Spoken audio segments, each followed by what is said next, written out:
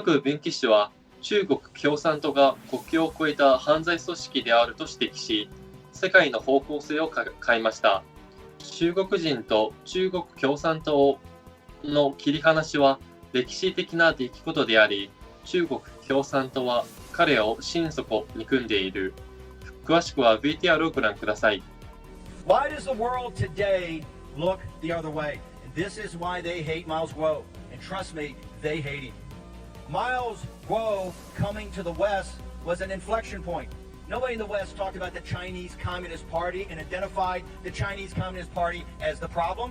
Nobody identified the slavery of Lao Beijing as a crime against humanity, because it's easy to be quiet, because people are making a lot of money. It was Miles Guo that came to the West. In Miles Guo's videos where he called out the hypocrisy of supposedly communist leaders who are the wealthiest families on earth.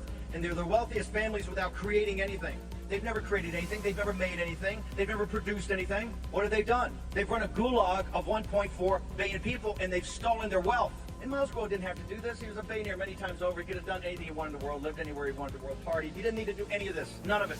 And remember, if he had kept his mouth shut and played along like everybody else, he'd be one of the richest guys in the world, and he certainly wouldn't be on the 4th of June in the year of our Lord 2023 sitting in a federal prison. That's courage. What I've seen is he's changed the direction of the world because he's identified them as a transnational criminal organization, helped created by and empowered by the United States State Department and people like General George Marshall. And then 50 years later, with the blood not even dry on the stones in Tiananmen Square, supported again.